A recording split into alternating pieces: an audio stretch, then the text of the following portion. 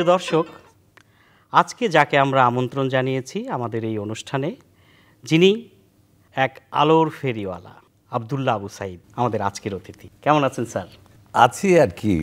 কিছুক্ষণ আগে একজনকে বলছিলাম, একটা নদী যখন পর্বতের শৃঙ্গ থেকে নামে তখন শুধু নামতেই থাকে, তার গতি থাকে একমুখী। কিন্তু যখন সমুদ্রে পড়ার সময় হয়, মানে শেষ হওয়ার সময় আসে, তখন শুরু হয় জোয়ার ভাটা। কিছুক্ষণ নামে, কিছুক্ষণ ওঠে। তো আমাদের অবস্থা হয়েছে সেরকম। তো ভালোই আছি। কতটি বসন্ত আপনি পেরিয়ে এলেন? এটা বলা খুব কঠিন। আমি যখন ম্যাট্রিকের ফর্ম ফিল আপ করছি, তখন যখন লিখতে যাচ্ছি যে আমার জন্ম 1939 সালের 25শে জুলাই, তখন স্যার এসে বললেন যে না না, ওসব 39 হবে না, ওটা সরা, লেখ 1940। তো সেই থেকে আমি আমার প্রকৃত জন্মদিনের চেয়ে 1 বছর পরে জন্মালাম। সেই অর্থে হিসাব করে দেখো আমি কতদিন ধরে আছি পৃথিবীতে। আপনি আপনার যে স্নেহ, মমতা, ভালোবাসা আমরা তরুণরা পেয়েছি আমাদের তারুণ্যে, এখন তো স্যার আমরাই স্যার প্রবীণ হবার পথে, কিন্তু আপনার তারুণ্যটা আপনি এখনো ধরে রেখেছেন, এটা কিন্তু আরেকটা বিস্ময়।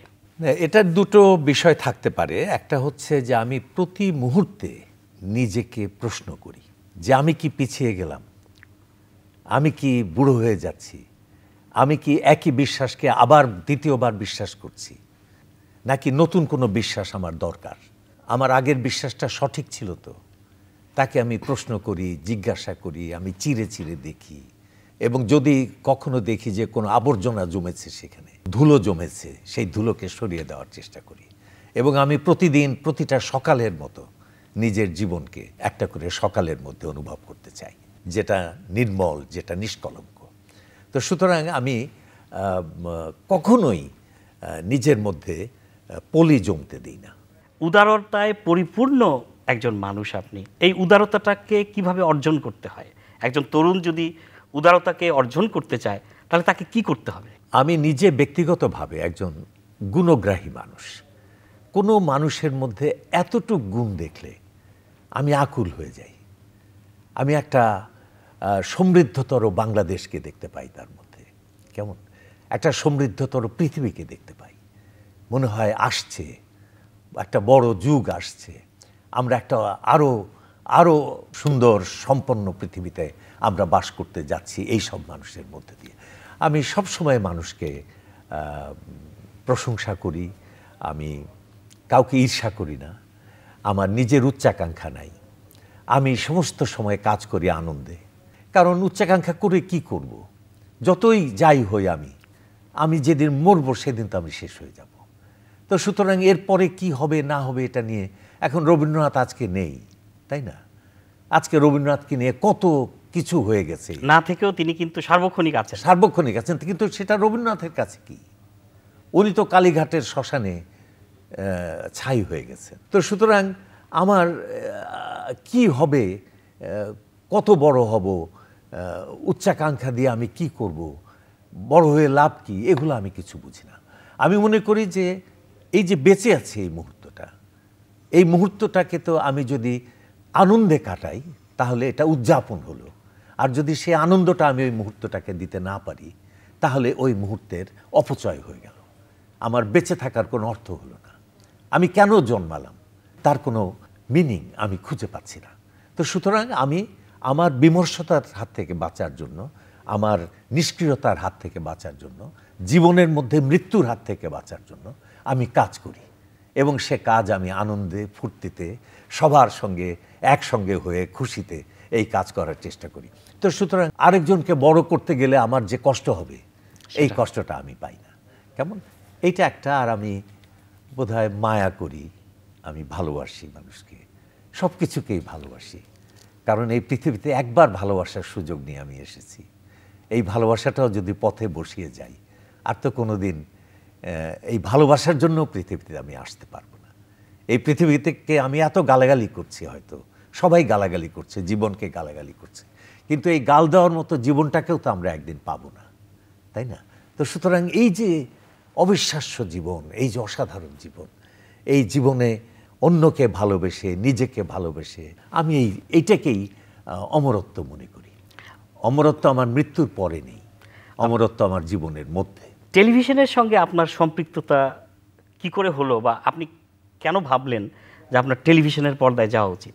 এটা খুব জটিল একটা বিষয়, এটা আমি বোঝাতে পারবো না তোমাকে। আমার মনে আছে ক্লাস 1-এ যখন আমি পড়ি, তখন ক্লাস 2-এর সামনে দিয়ে আমি যখন হেঁটে যেতাম, তখন বারান্দা দিয়ে কেউ হেঁটে গেলে নিশ্চয়ই ক্লাসের ছেলেরা একটু তাকায় যে কে যাচ্ছে, তারা হয়তো একটু তাকাতো। আমার মনে হতো যে সমস্ত ক্লাসের সমস্ত ছেলেরা আমার দিকে, যত ছাত্র তার দ্বিগুণ সংখ্যক চক্ষু নিয়ে আমাকে দেখছে এবং নিশ্চয়ই আমাকে নিয়ে হাসছে। কেমন সব সময় আমাকে মনে হতো যে সারা পৃথিবী আমাকে ব্যঙ্গ করছে, আমি ব্যর্থ, আমি অক্ষম, কেমন আমি পারি না, কেমন আমি হাস্যকর, এইরকমভাবে আমাকে ব্যঙ্গ করছে। এই আতঙ্ক ক্রমে ক্রমে আমার বাড়তে লাগলো, এবং যখন বাড়তে লাগলো তখন আমি একটা কাজ করলাম, যে মানুষকে আমি এইভাবে ভয় পেতে শুরু করলাম, আমি ঠিক করলাম আমি সেই মানুষদের দিকে এগিয়ে যাব। যেমন একটা কথা চেষ্টা করতে লাগলাম যে সুন্দর করে কথা বললে মানুষ ভালোবাসে, মানুষ ব্যঙ্গ করে না, মানুষ উপহাস করে না, হাসে না, কেমন। তো আমি আমার কথাকে সুন্দর করার চেষ্টা করতে লাগলাম, এবং আমি দেখলাম যে অনেকে বলছে যে বাহ খোকা, তুমি বেশ সুন্দর কথা বলো তো, এবং আমার সেটা আমাকে খুব আনন্দ দিত এবং আমাকে রিইনফোর্স করতো, কেমন আমার প্রেরণা দিত, আমার মনকে একটা আস্থার মধ্যে নিয়ে আসতো। আরেকটা হচ্ছে যে আমি নাটক করতে লাগলাম, আমি আবৃত্তি করতে লাগলাম, যত দিক থেকে মানুষের সামনে যে দাঁড়ানো যায় আমি চেষ্টা করতে লাগলাম। কলেজে উঠে আমি সাহিত্য প্রতিযোগিতায় প্রাইজ পেয়ে একাকার করে ফেললাম। ইউনিভার্সিটিতে এসে হলের পরে হলে চ্যাম্পিয়ন হতে লাগলাম। শেষ পর্যন্ত একবার মনে হলো আত্মবিশ্বাস বাড়াতে হবে। তখন আমি ভাবলাম, যখন কথা বলবো মানুষের সামনে, তখন আমি ভাবতে লাগলাম যে আমি পৃথিবীর শ্রেষ্ঠ বক্তা, আমার চাইতে শ্রেষ্ঠ কথা কেউ বলে নাই। আমি কথা বলতে শুরু করলাম, কেমন টেলিভিশনে গেলাম, সেখানেও কিন্তু আমি ওর হাত থেকে রেহাই পাইনি। প্রত্যেকটা প্রোগ্রাম আসতো, মনে হতো আমার একটা দৈত্য আসছে, আপনার মোকাবেলা করতে হবে, তার সঙ্গে আমার মোকাবেলা করতে হবে। প্রত্যেকটা বাড়ির ছাদে অ্যান্টেনা দেখতাম, আমার আতঙ্কে সমস্ত শরীর, এই বাড়িতে একজন আছে যে আপনাকে দেখছে, যে আমাকে চেনে, কেমন, এবং আমাকে নিয়ে নিশ্চয়ই হাসে, কেমন। এবং একটা বাড়িতে সত্যি সত্যি দেখেছিলাম এক খুবই সুন্দরী মহিলা আমাকে হঠাৎ বলে, আমরা সবাই একসঙ্গে টিভিতে অনুষ্ঠান দেখছি, হঠাৎ সে আমাকে বলে বসলো যে কি সব আজকাল অনুষ্ঠান করে আজে বাজে, আপনার অনুষ্ঠানও ভালো হয় না।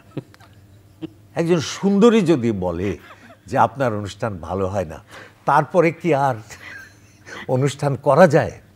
তবু আমি ছাড়ি নাই, করতে করতে শেষে 65 বছরের পরে এসে আমি এই আতঙ্ক থেকে মোটামুটিভাবে মুক্তি পেয়েছি, যখন আমি বিশ্বাস করতে লাগলাম যে আমিই সেরা। কেমন আমার মনে হয় যে মোহাম্মদ আলী, হ্যাঁ আমি শ্রেষ্ঠ, হ্যাঁ আমি শ্রেষ্ঠ, আমি শ্রেষ্ঠ করতেন। আমার মনে হয় যে সেটা আমি শ্রেষ্ঠ বলার জন্য নয়, আমি যে শ্রেষ্ঠ না এটা টের পাওয়ায় সেই আতঙ্ক থেকে বাঁচার জন্য আমি শ্রেষ্ঠ বলে নিজেকে বাঁচানোর চেষ্টা করতেন। আপনি তো শিক্ষামূলক অনুষ্ঠানও করেছেন প্রচুর। হ্যাঁ, শিক্ষামূলক অনুষ্ঠান করেছি, এবং যেগুলো বিনোদনমূলক অনুষ্ঠান ছিল সেগুলো আসলে শিক্ষামূলক অনুষ্ঠানই ছিল, বিনোদনের ছদ্মাবরণে।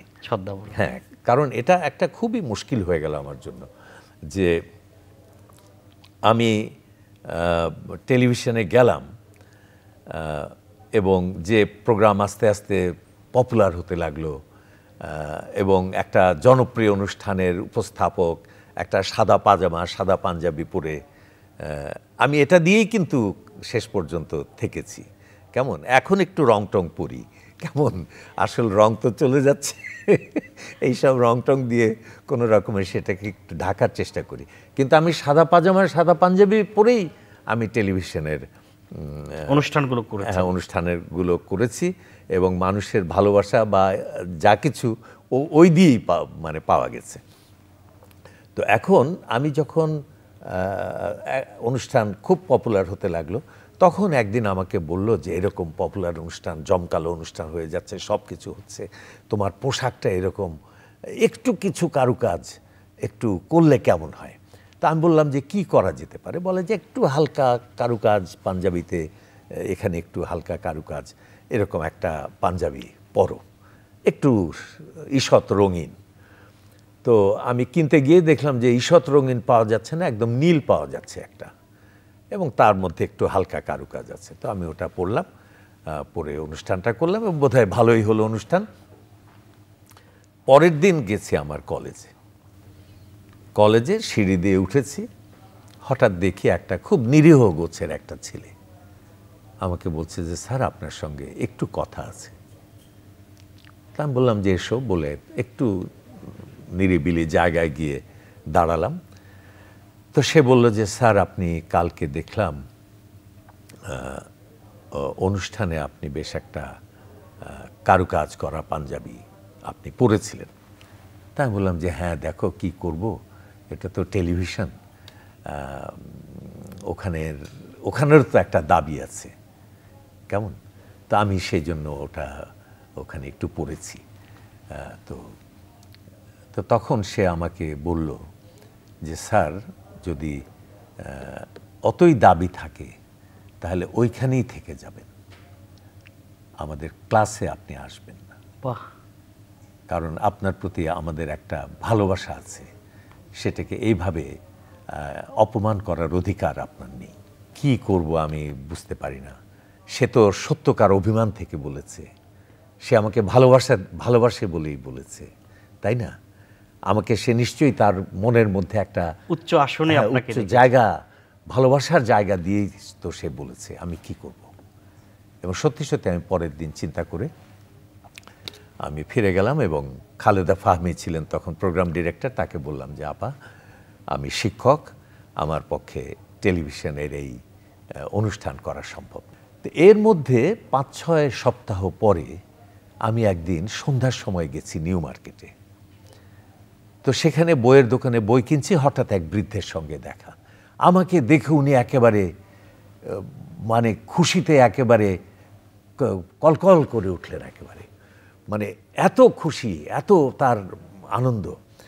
তো কথায় কথায় বললেন আপনার এত সুন্দর একটা অনুষ্ঠান হচ্ছিল, আপনি এটা বন্ধ করে দিলেন কেন? তা আমি বললাম যে দেখেন আমি তো শিক্ষক, আমার পক্ষে ওই ধরনের অনুষ্ঠান করা সম্ভব না, এই জন্য আমি বন্ধ করে দিয়েছি।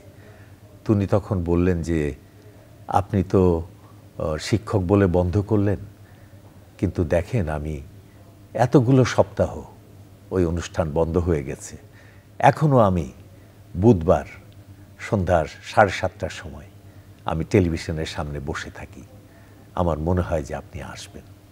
তখন আমি ভাবলাম যে এমন কিছু করা যায় কিনা যে শিক্ষকতাও থাকলো, আবার টেলিভিশনের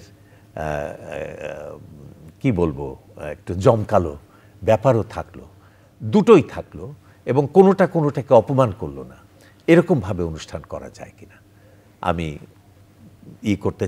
অনুশীলন করতে চেষ্টা করলাম এবং সত্যি সত্যি একটা ফর্ম আমি বের করলাম, যেখানে আমাকে মাস্টারও মনে হচ্ছে, আবার একটা আনন্দময় মাস্টার মনে হচ্ছে টেলিভিশনের পর্দায়। আমি লক্ষ্য করেছি স্যার যে আপনার মনোজগৎ জুড়ে, মনোজগতে একটা বিশাল ছায়া বা একটা আলোড়ন রবীন্দ্রনাথ ঠাকুর আপনাকে আচ্ছন্ন করে রাখেন বা রেখেছেন। আপনার এই রবীন্দ্র প্রেম থেকেই আপনার অনেক কর্মকাণ্ড, আপনি পাতার পর পাতা মুখস্থ বলতে পারেন রবীন্দ্রনাথ। আমি কিন্তু ঠিক রবীন্দ্র আচ্ছন্ন নই, আমি রবীন্দ্রনাথকে খুব ভালোবাসি। কেমন রবীন্দ্রনাথের সৌন্দর্যে আমি মুগ্ধ হই, কেমন খুবই অসাধারণ মনে হয় এক এক জায়গাতে। এবং যে বিশালতা রবীন্দ্রনাথের মধ্যে আছে, যে বৈচিত্র্য আছে, এটা পৃথিবীর ইতিহাসেই এই বৈচিত্র্য হয়তো 3-4 জন মানুষের বেশি পাওয়া যাবে না। মানে আমাদের খুবই ভাগ্য যে বাঙালি জাতির মতো এরকম একটা জায়গায় রবীন্দ্রনাথের মতো একজন মানুষ কি করে আসলেন। সবসময় আমার এই জন্য মনে হয় যে প্রত্যেকটা জাতির যারা শ্রেষ্ঠ মানুষ তারা জন্মায় সেই জাতির যে স্বাভাবিক বৈশিষ্ট্য তার বিরুদ্ধতা করে। না হলে বিদ্যাসাগরের অস্থি, এটি কি বাঙালির অস্থি? কেমন মাইকেলের বেহিসাবি মাইকেল উদ্দাম যে জীবন, এটা কি বাঙালির জীবন? নজরুলের যে বন্য শক্তিমত্তা, এটা কি বাঙালির শক্তিমত্তা? রবীন্দ্রনাথের যে দেহকান্তি, যে অশ্রান্ত কর্মোদ্যম, যে বৈচিত্র্য, যে শক্তি, এটা কি বাঙালির শক্তি? মানে সুভাষের যৌবন বা শেখ মুজিবের কণ্ঠস্বর, এটা কি বাঙালির কণ্ঠস্বর? তো একটা জাতির যারা শ্রেষ্ঠ মানুষ, তারা সেই জাতির সাধারণ মানুষদের যে বৈশিষ্ট্য, তার বিপরীত বৈশিষ্ট্য নিয়ে জন্মায়, এটা আমার ধারণা। তো সেই জন্য রবীন্দ্রনাথের মধ্যে এমন কিছু আছে যেটা সাধারণ বাঙালির মধ্যে আমরা খুঁজে পাই না। উনি লিখেছেন যে ইহার চেয়ে হতেম যদি আরব বেদুইন। ইহার চেয়ে মানে কি? এই জীবনের এই যে গতানুগতিক, হ্যাঁ, এই যে সাধারণ একঘেয়ে, কেমন এই যে জীবন, এই যে জীবন মৃত জীবন, এর চেয়ে ইহার চেয়ে হতেম যদি আরব বেদুইন। পায়ের তলে বিশাল মরু, দিগন্তে বিলীন, ছুটছে ঘোড়া, উঠছে বালি, বন্যী স্রোত আকাশে ঢালি, এইরকম আর কি। তো সেই জীবনকে তো তিনি খুঁজেছেন, তাই না? বীরের রক্তস্রোত, মাতার অশ্রুধারা, এর যত মূল্য সে কি ধরার ধুলায় হবে হারা। স্বর্গ কি হবে না কেনা, বিশ্বের ভাণ্ডারী শুধিবে না এত ঋণ। রাত্রির তপস্যা সে কি আনিবে না দিন। নিদারুণ মৃত্যু ঘাতে দুঃখ রাতে, মানুষ চূর্ণিল যবে নিজ মর্তসীমা। তখন দিবে না দেখা দেবতার অপার মহিমা। এই যে রবীন্দ্রনাথ, কখনো ফুলের মতো মৃদু, কেমন কখনো কেমন নাগিনীরা দিকে দিকে ফেলিতেছে বিষাক্ত নিঃশ্বাস। শান্তির ললিত বাণী শোনাইবে ব্যর্থ পরিহাস। বিদায়ের কালে আমি তাই ডাক দিয়ে যাই, দানবের সাথে যারা সংগ্রামের তরে প্রস্তুত হতেছে ঘরে ঘরে। কেমন এও রবীন্দ্রনাথ। আবার আমি নিশিদিন তোমায় ভালোবাসি, তুমি অবসর মতো বাসিও, এও রবীন্দ্রনাথ। রবীন্দ্রনাথের যে কি বৈচিত্র্য, এইটা আমাকে আপ্লুত করেছে সবসময়। আমি রবীন্দ্রনাথের কোনো অন্ধভক্ত নই, কেমন আমি রবীন্দ্রনাথকে ভালোবাসি, এই জন্য তাকে প্রশংসাও যেরকম করতে পারি, ভালোবাসি বলি তার দুর্বলতাকেও চিহ্নিত করা। আপনার বইয়ের নাম হচ্ছে দুর্বলতায় রবীন্দ্রনাথ ও অন্যান্য প্রবন্ধ, একটা বইয়ের নাম। হ্যাঁ, রবীন্দ্রনাথের কোন কোন জায়গায় দুর্বলতা আছে সেটা আমি 25 বছর বয়সেই আবিষ্কার আমি লিখেছি। সত্য হতে পারে, ভুল হতে পারে, কিন্তু আমি ভালোবাসি বলে আমার লেখার সাহস এসছে। রবীন্দ্রনাথ কোনো জায়গায় আবেগের বশে, ভক্তির বশে, স্বপ্নের বশে কোনো জায়গায় সত্যকে অতিক্রম করেননি। কেমন ওই যে জীবনের শেষে লিখেছেন যে সত্য যে কঠিন, কঠিনের ভালোবাসিলাম, সে কখনো করে না বঞ্চনা। যে আমি দেখেছি অসত্যকে দেখেছি, তারা বঞ্চনা করে, কেমন কষ্ট দেয়, কিন্তু সত্য কষ্ট দেয় না, কারণ সত্য লজিকের উপরে, ন্যায়ের উপরে প্রতিষ্ঠিত হয়ে আছে। তো রবীন্দ্রনাথেরকে আমার একটা কারণে, যে সব কারণে ভালো লাগে, সবচেয়ে বড় তার মধ্যে একটা, যে আমার নিজের সঙ্গে আমি একটা মিল পাই, যে তার যুক্তিপূর্ণ মনের মতো আমার মনটা একটা যুক্তিপূর্ণ মন। কেমন আমি অত বড় মানুষ নই, কিছুই নই, কিন্তু তার মধ্যে যে স্বপ্নগুলো আছে সে স্বপ্নগুলোকে আমি বুঝতে পারি। কেমন এবং কোনো জায়গাতে উনি যুক্তির বাইরে কিন্তু কখনো যাননি। যখনই বলেছেন যে রতনের বয়স, পোস্টমাস্টার গল্পে রতনের বয়স 13 বছর, ব্যাস, এরপরে আর রবীন্দ্রনাথের কোনো কথা নেই। এরপরে একটা 13 বছরের মেয়ে যা করতে পারে, যা ভাবতে পারে, তার যা অনুভব করতে পারে, কেমন যেভাবে কাঁদতে পারে, যেভাবে আশা করতে পারে, যেখানে স্বপ্ন দেখতে পারে, অভিমান করতে পারে, যেখানে ভেঙে চুরে শেষ হয়ে যেতে পারে, সে তাই করে গেছে। রবীন্দ্রনাথ শুধু মানে ভৃত্যের মতো তাকে অনুসরণ করে গেছেন, আর কিছু করেন নাই। রবীন্দ্রনাথ জীবনের উপরে কখনো হাত দেন নাই। হ্যাঁ, জীবনকে গায়ের জোরে মানে মুছড়ে তাকে পাল্টানোর চেষ্টা করেন নাই, ভেঙে ফেলার চেষ্টা, নিয়ন্ত্রণ করেননি। হ্যাঁ, এই প্রকৃতি জীবন যা দিয়েছে তার সমস্ত লেখার মধ্যে জীবন তাই।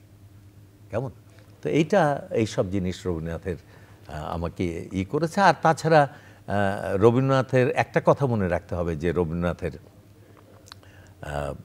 একটা খুবই বড় জিনিস হচ্ছে যে রবীন্দ্রনাথ যা কিছুই করেছেন, কবিতা লিখেছেন এত, কিন্তু চিন্তাকে তিনি আবেগাশ্রিত করেছেন।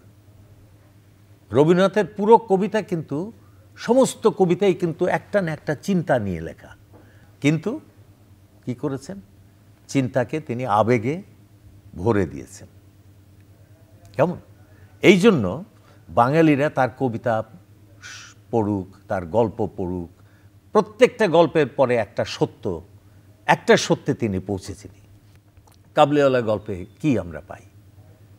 কেমন? কাবুলিওয়ালা গল্পে আমরা পাচ্ছি, তোমার যেমন একটি মেয়ে আছে, আমারও তেমন একটি মেয়ে আছে, আমি তাহারই মুখ স্মরণ করিয়া তোমার মেয়ের জন্য কিছু কিছু মেওয়া লইয়া আসি, আমি তো সওদা করতে আসি না। এই যে বাবা পিতৃ হৃদয় যে সব দেশে সব কালে এক, এই যে সত্য, এই সত্যটা আমরা সেখান থেকে জানতে পারি। কেমন? তো রবীন্দ্রনাথের প্রত্যেকটা লেখা পড়লে কিছু না কিছু উপলব্ধি, কিছু না কিছু বোধ আমাদের মধ্যে জন্ম নেয়। কেমন? এই জন্য রবীন্দ্রনাথকে আমাদের প্রতি পদে পদে লাগে। একটা কবিতার বই আছে আপনার, মৃত্যুময় ও চিরহরিত, একমাত্র বই কি ওটা কবিতার? একমাত্র, এরপরে আমি আর লিখিনি। কিন্তু আপনি আবার সম্পাদক হিসেবে আপনি আবার আরেকটি অনন্য জায়গায় পৌঁছে বসে আছেন। কণ্ঠস্বর আপনার সম্পাদিত আরেকটি মাইল ফলক আমাদের দেশে। এই কণ্ঠস্বর নির্মাণের পেছনে আপনার স্বপ্নটা কি ছিল? স্বপ্নটা ছিল যে 60-এর দশকে, গত শতকের, তখন আমরা একটা নতুন সময়ে এসে দাঁড়ালাম। কেমন? এবং নতুন সময়কে নতুন ভাষায় কথা বলতে হয়, এবং সেই নতুন ভাষায় কথা বলার জন্য নতুন লেখকদের এগিয়ে আসতে হয়। এবং যে লেখকরা এগিয়ে আসে সে লেখকরা তরুণ লেখক। বৃদ্ধেরা তো আর নতুন কিছু দেয় না। কেমন? তরুণদের কাজই হচ্ছে মানব জাতির কাছে নতুন কিছু বলা। তো আমরা তখন সেই নতুন, তো কিছু বলতে হবে আমাদের। তো তখন আমরা মানে সেই লেখক দল গড়ে তুললাম, সমস্ত তরুণরা এসে একখানে ভিড় করলাম, এবং সে যে কি আনন্দ, কি যে উদ্দীপনা, কি যে উদযাপন, মানে নিজের জীবন, শিল্প জীবন, পৃথিবীর জীবন, সমস্ত কিছুকে চেনা, সমস্ত কিছুকে বোঝা, সেই উদযাপনের, সে আনন্দের দিনের কোনো শেষ নাই। এবং এইটা করতে গিয়ে কণ্ঠস্বর নামে একটা পত্রিকা বের করলাম। সেই পত্রিকার পিছনে সে যে কি কষ্ট, কেন? কারণ তখন মনে হচ্ছিল যে একটা বড় সাহিত্য যুগ আমাদের সামনে আসছে, সেখানে আমি একা নই, শুধু আমরা সবাই সমবেতভাবে, এককভাবে না, সমবেতভাবে সেই যুগকে গড়ে তুলব। সেই স্বপ্ন থেকে আমার জীবনের প্রায় 14-15টা বছর আমি পুরো তার মধ্যে মানে দিয়েছি। এবং আপনার সম্পাদনায় যে বইটা বেরিয়েছিল তাতে আপনি যে কবিদের শনাক্ত করেছিলেন বা জায়গা দিয়েছিলেন, তারাই তো পরবর্তীতে আমাদের প্রধান কবি। আমার কাছে কে কত বড় লেখক হলো, আমার কাছে তার চাইতে অনেক বড় কথা যে আমরা সবাই একসঙ্গে হয়েছিলাম, আমরা বন্ধু হয়েছিলাম। বিশ্ব সাহিত্য কেন্দ্র সম্পর্কে একটা ছোট্ট প্রশ্ন আমার। দেশব্যাপী আপনার এই কর্মসূচিটি আছে, স্কুল এবং কলেজের ছেলেমেয়েরা আপনার এই কর্মসূচিতে ওরা বই পড়ে। এই যে বই পড়ার প্রতি আপনি আগ্রহী করে তুলেছেন, কত সংখ্যক ছেলে মেয়ে আপনার এই কর্মসূচির মধ্যে সম্পৃক্ত আছে?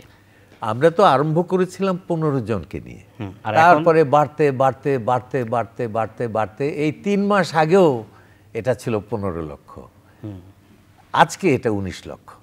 এদেশের তরুণদের কাছে আপনার প্রত্যাশা কি? পাইট পাইপার অফ হ্যামিলিন, সে বংশীবাদক যদি ভুল বাঁশি বাজায় তাহলে সে তরুণ সমাজকে সম্পূর্ণ বিপদগামী করে নিয়ে বেপুথু করে ফেলে, হ্যাঁ, ধ্বংস করে দিতে পারে। আবার সে যদি সঠিক বাঁশি বাজায়, কেমন, তাহলে একটা শহরকে ইঁদুর মুক্ত করতে পারবে এবং স্বাস্থ্য ফিরিয়ে আনতে পারবে। সুতরাং তরুণদের কাছে আমাদের অনেক চাওয়ার আছে, কিন্তু প্রবীণদের কাছেও চাওয়ার আছে, কারণ তরুণরা কি করবে সেটা নির্ধারণ করে কিন্তু প্রবীণরা। অনেক ধন্যবাদ স্যার, আজকে অনেক কথা হলো। আব্দুল্লাহ আবু সাঈদের এই স্বপ্ন আমাদেরও স্বপ্ন, তার স্বপ্ন সফল হলে আমরা সবাই লাভবান হব। ব্যক্তি আব্দুল্লাহ আবু সাঈদের একক স্বপ্নটি এখন আমাদের সম্মিলিত স্বপ্নে রূপান্তরিত হয়েছে। আপনারা সবাই ভালো থাকবেন।